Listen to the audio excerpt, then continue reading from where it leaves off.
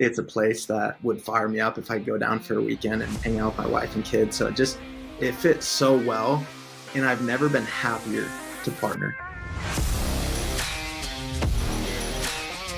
What's up, everybody? Welcome back to the Real Estate Investing School podcast. This is your host, Brody, and this is a Real Deal series. You guys are just joining us for maybe the first time ever. What this is a series where we basically interview somebody and talk about one deal that they've done. We talk about how they found that deal, how they funded that deal, and how they forced that deal. And the whole entire objective of this is so you can learn from it and extract some good nuggets and then go and apply them to your life and go do the same thing, take action on it. So today we have a good friend of mine, Blake Erickson, that we get to jam with for a little bit. So what's up, Blake? Thanks for being here, man. Pumped to be here, bro. It's an honor. Anytime to jam with you is time well spent. So I'm excited for this. Hey, I agree, except for on the flip side with you, man. So this is going to be fun. And these are cool because they're just kind of short, sweet. We talk about one deal. And I think we're going to dive into with you is a deal that's actually really fresh that you just barely closed on, I think like a week or two ago. Yeah. So excited for that. Give us kind of just an overview really quick on what it is. Then we'll dive into the nitty gritty. Cool. I love it, man. This might be more of a unique perspective per se, because it's a partner deal and I'm on the capital side. So I'll dive into it. Alex Mashburn, whom most of you will probably know, he bought an Airbnb in Copper Rock. If anyone knows Copper Rock, it's in Hurricane and it's backed up to this beautiful golf course. And they only allow a certain number of short-term rentals in the area. And of one of those allotted slots was this Airbnb that this owner owned outright. And so Alex owned the property right next door and had been talking with this owner for months and months and months, trying to get him to sell. And finally got him to a point where he was just open to negotiate. And that was the deal that we closed on. So I can dive into how we funded it and all that. Yeah, it's going to be fun. And actually, as I'm thinking, I'm like, what we should do is get Alex on the next show. I'm going to take this out if we don't do this, so no one's ever going to know. But we'll get him on the next show and tell his side of it, because I love this dynamic, and this is what real estate's all about. It's creating a win-win scenario. Like, you're on the capital side, but like you're winning on the deal, or else you wouldn't have done it, right? Alex is also winning in the deal, or he wouldn't have done it. And so I think that there's two sides to look at with this just right off the bat. And it's so good because it relates to every single person. Like, maybe you are more on the capital side and you're like, hey, I don't have as much time right now, but I do have some money coming in and I want a cool, awesome, fun, legit investment that I'm stoked on and I want to get a return. Or you're on the other side where you're like, I don't have a ton of capital, but like I'm learning real estate, I'm hustling, I'm listening to Real Estate Investing School podcast, I'm learning as much as I can.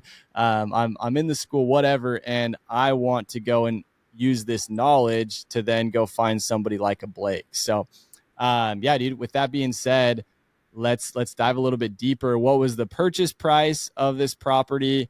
And then how did you, I guess you talked about how you found it already through Alex, but yeah, give us the purchase price and kind of what some of the numbers looked like and how you financed it. Cool. I love it. So originally listed for 1.5 million. It's a townhome, essentially, kind of set up with a pool, hot tub, backed up to the golf course once again. It's a townhome, but it does not look. We'll throw some pictures on here because it's sick. It's like it's more of like a twin home almost, right? Because are the garages connected and there's just two of them, two units connected? Yeah, you got it. And you almost can't even tell from look. It's a sick house. And the cool part is, because Alex owns the one next door, when you actually go through the side yard to go down to the pool, there's a gate that actually connects to Alex's next door as well.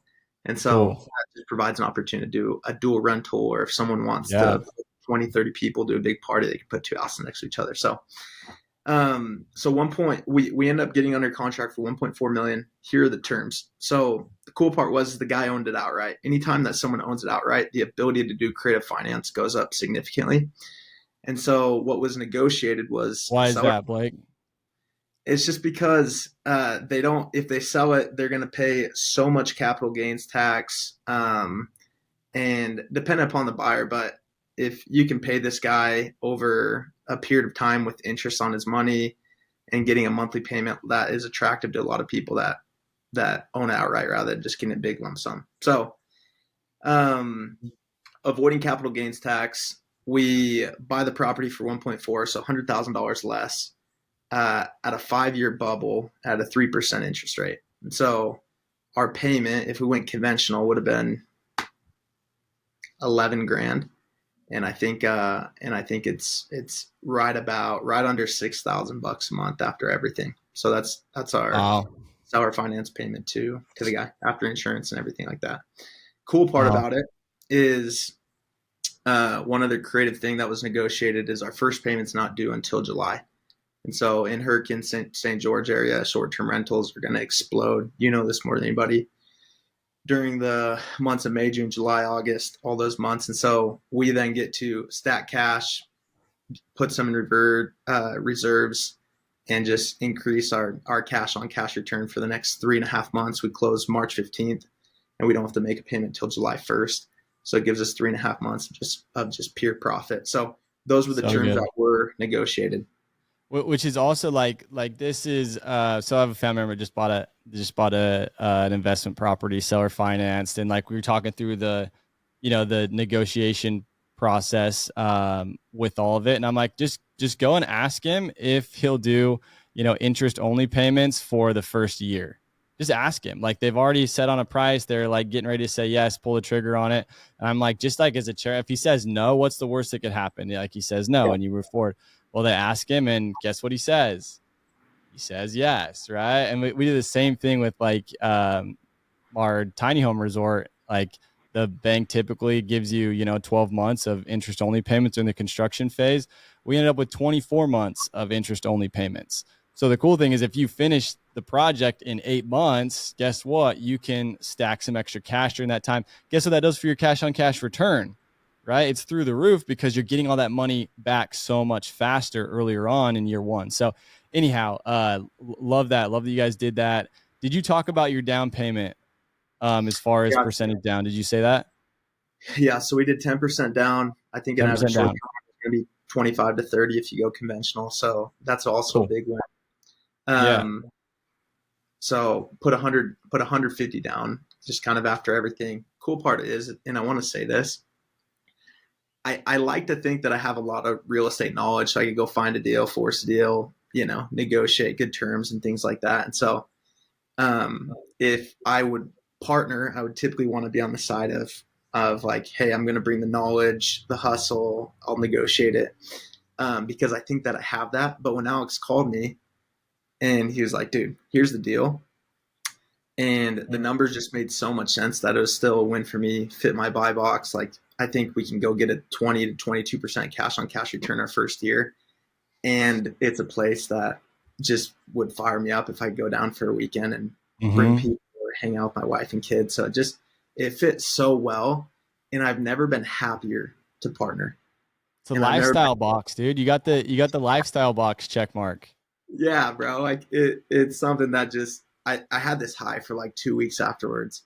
But it's important. It's just important because Alex is taking 50% of the deal. I'm taking 50% of the deal, and I did the full down payment, and I couldn't be happier. Yeah, dude, so cool. Another thing on that too, like on Alex's end, right?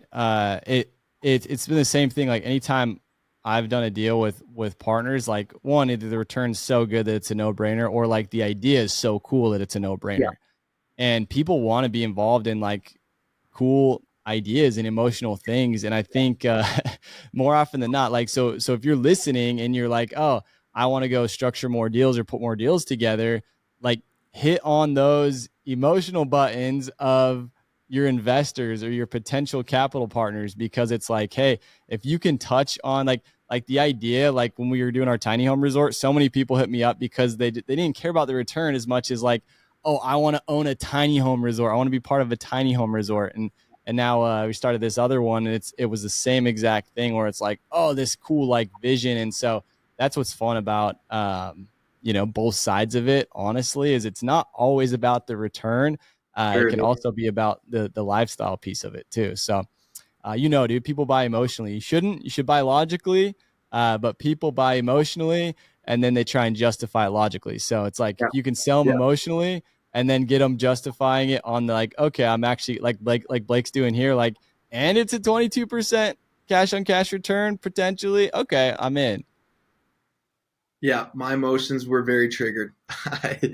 The moment I started like conceptualizing the idea in my head, it's like, oh, St. George, the hours away. I could do this. I could do that. It's like, cool. Dude, for sure. Where's the wire transfer Well, and you can document? host events there. You can get a return from that, and then I think Sure. I think too the other thing that's just so nice about, and I've had a handful of seller finance deals that I've brought a partner in on as well, and that makes it even more of a no brainer. Cause you're like, okay, I'm fronting the money, but like I don't have to run my credit. It's not technically going to show Yeah, up my debt to income ratio. Like it's very easy. There's not a bunch of hoops to jump through. So that's another little one that makes it good for you. And, for people listening that want to go structure it, hey, how can I go, find a seller finance deal? That's going to give me that much more leverage to go find a really good capital partner for you. Okay. So next question, diving into it. Well, speaking of the financing and the funding section, um, you mentioned how you structured the deal a little bit. You brought in the full 10%, 100% of the down payment. You guys split it 50-50. Yeah. There's another piece, and I only know this because I've talked to Alex about this, that goes in your favor. I usually don't do this on the Alex's end side, so I think it's legit the way you got it structured. But you also have a guaranteed return, yeah? yeah, I do. If anyone wants to partner with someone, there's no better partner than Alex. But essentially, he came in, and I think he wanted to partner on a deal that he was with someone that he's close with on this particular deal because we'll just be utilizing it. And I just told him, I'm like, look, dude, I need to make sure I'm trying to get to a point where my deals are giving me a 20% cash on cash return. Um, and so worst case, I just need to be making sure that I can make $1,000 a month in cash flow every single month, even in the down months. And he said, I'll go ahead and guarantee that. I'm like, perfect, bro. Send me the info. We'll get it wired over to you. So that was Oh, something that's probably not standard. It definitely sweetened the deal and put a cherry on top for me, and is a massive benefit for sure. yeah. Yeah, dude, that's a huge nugget. So people are listening that are capital partners, like, or potential capital partners to look at deals. Like, I think that's exactly what I would have done it, Blake, if I'm in your shoes, because you want to protect your upside as much as you can and your downside as much as you can. And so I think that's honestly a smart move there. And it's not unusual as far as that's what you hear all the time, like a pref, right? An 8% pref or Yeah, a preferred return. That usually it's more in like syndications, as opposed to like, just a more of a partnership. Can kind of be the same thing technically, but it's basically just saying, hey, me as the person who's structuring the deal or the GP of the syndication, I am not making any money until you make at least 8% on yeah, your money, and then I'll make my money. And that's a totally normal thing to do. But yeah, if you don't have to do it, then like you, why would you, right? Like you want to share in the downside, but if you have to, in Alex's situation, it's like he probably is like, oh, there's so much potential here. I'm for not out sure. anything. Like let's go. So I can see both sides to it for sure. Massive win-win. Absolutely. Okay. Anything else on the financing side of things? No, I think that's it. It was amortization rate 30 years, The seller finance rate was a 5 year bubble. 5-year bubble, but on a 30-year term Yeah, as yeah, far yeah. as the payment breakdown. And then your plan, just so listeners can get an idea at that 5-year mark, what are you guys going to go do? Yeah, it's subjective, right? So we'll approach it according to market, according to appreciation. We'll look at it. A couple different ideas is cool. 5 years from now, it's gone up quite a bit. Let's go ahead and sell it and then roll into a bigger one. Um, Bigger property, more bedrooms, kind of similar deal. Or if interest rates are down at that rate to a rate that we really like, then we could go conventional and kind of refi out and pay off the seller finance guy. So those are the two, I guess, options that I see. Cool. Awesome. Awesome. And obviously you guys have thought that through on that side of things, which I think is great. And yeah, and especially too if it's if you guys have, however you negotiated it and worked it out, but if Alex is on the line as well for that financing part and not just you, Yeah, it's even better, right? Because you got two people now, and it's like you're splitting that debt and everything right off the bat with that. So cool. I think that's smart. I think too with that one, that's where people can get into trouble if they don't think about the long term. Or someone's like, "Oh, sweet, it's seller finance," but for sure. it's like, okay, I didn't think past next year when it's no longer, seller finance, and I got to figure it out, and I overpaid for it, and now I'm in trouble, right? So that's where it gets scary. But I think you guys are doing it the right way for sure. Cool. Um, we've talked about it a lot already, but how did you force this deal? How did you get creative on it? Anything that people need to know from this to Dude, replicate it? one thing that you mentioned briefly, like the interest only payments, stuff like that, those are some intricate details that can save you thousands of dollars or hundreds of dollars a month. And I'm learning this right now as far as like getting in the details of creative finance and how to do things like that. Um, so those are massive. Anytime you can do seller finance is a great way to force the deal. Once again, I don't think if we would have gone conventional on this deal, I would have never done it for sure. I don't even know if we would cash flow. I don't think we'd have a positive return if we went Mm, conventional. yeah, So it just wouldn't have worked. yeah. Additionally, something that just brought me so much closure is knowing that I have 3.5 months to really boost the bank account. And if we go rip, I think on average we could do 9 to 10,000 a month, especially in those months, if not a little bit more. So for the Hmm. next 3.5 months, if we go do 35 grand, my cash on cash return just jumped up significantly, which brought me a lot of closure. So I think those just seller finance, stretching out the first payment, were the two ways that we really forced the deal to make it super attractive, fit our buy box, cash flow, and benefit us financially. Yeah, so good, dude. Yeah, I love that. I think that's awesome, and this is how you learn the stuff. This is just a plug for anybody listening that's not on like the Real Estate Invest School broadcast channel. Just go to Instagram and click on like I don't know, join now or whatever. It's at the very top. I think it's called Passive Income Builders. It's free. Just click on it and you get notified. I think there's like 300 some people in the group right now, but the reason I bring that up is because I've been posting like a couple times a week, just like random real estate tips. But a recent one was just this concept of in order to not get an average return in real estate, you got to think Yeah, outside the box, yeah, and if you want an average result, if you want an average return, then you think as an average person thinks, and so it's so important to know and to understand how to get creative and think outside the box and learn these little things. And so kind of the challenge that was posted in there was like, pull out your notes in your iPhone, make a heading that's just like creative ways to do real estate, and then just number them. And first, just go off anything you can think of. Just make a list of as many different ways. Like we've talked about 10 different things already just on this quick podcast, right, Blake? And then the idea is to every single time you're at an event, you're networking with people, you're listening to podcasts like this, reading a real estate book, whatever it is, like an idea comes like, oh, that'd be a creative way to do things, or oh, I didn't know you could do that. Boom, pull out your notes, you put it in there.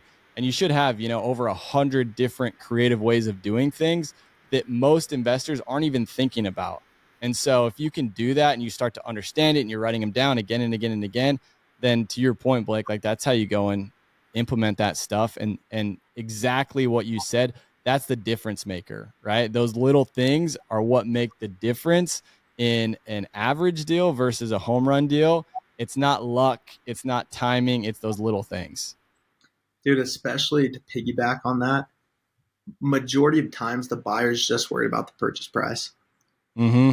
So it's Mm. like you throw these intricate little things that like move the needle significantly for you, but doesn't change anything for them. Mm-hmm. They're gonna say yes more times than not. Dude. And man, that's a nugget, dude. Send me that list. I need that one. Yeah, yeah. Well, speaking of like what you said with the buyer, like most buyers are average, or the seller. Most sellers are average sellers. Being an Yep. average seller, what are you looking at? Like, what am I going to get out of it? What's the end like purchase price? That's what you're thinking. That's where you make all your money. That's what you're thinking, right? When in reality, if you can understand that about them, then you can negotiate. Cool, I'll give you more than what you want, Sure. right? And so now they're like, oh, they're only looking at that, whereas like these other things are more important to you as an investor. So I love that. And sales, dude, you're the sales master, but like it's all about creating a win-win. Like what do you want? What is important to you? Cool. Purchase price. Cool. What else is important to you? You don't want to pay capital gains tax? Cool. What else is important to you? Now I understand all the things that are important to you, and I already know what's important to me. So now let's go figure out where those collide and what that middle ground is, that middle circle in the Venn diagram, right? What does that look like? And let's go structure a deal and execute it. That's when real estate's the most fun, man. Love it, dude. Well, anything else you want to leave everybody with?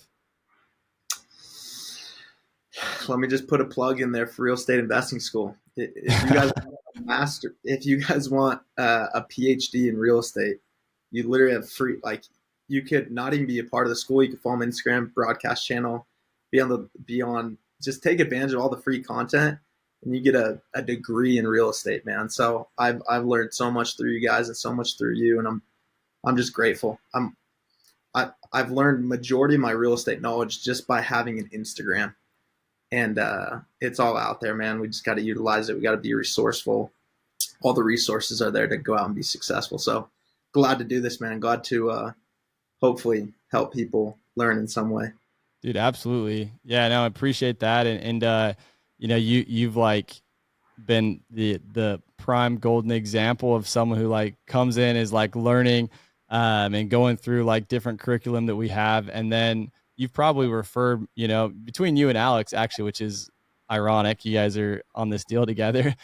You Good. guys have referred more people to the school than anybody else, hands down. So we appreciate that and all the love there, and it's cool to see like how that's working out for you and everybody else that you've sent this way. So appreciate all that, dude, and Thanks. appreciate you obviously. But people are gonna want to connect with you as they should. How do they do that? How do they find you? Reach out. Here to help. My Instagram's at the Blake Erickson. That's the best way to reach out to me. So happy Do to it. help. Follow him. Go follow him right now. Pull out your phone. This is the life hack right here. You got to follow. You got to follow people that inspire you. You want to be around. You can learn from and reach out to them. That's actually how you and I met, dude. Right. You sent me a cold DM and yeah, and now we're homies. You're in the DBF mastermind and freaking love it. So Blessing, bro. appreciate you, dude, and your friendship. But You too, brother. Much love. yeah, Thanks again for having me. absolutely. Thank you guys for tuning in, and we'll catch you on the next one. Thanks, guys.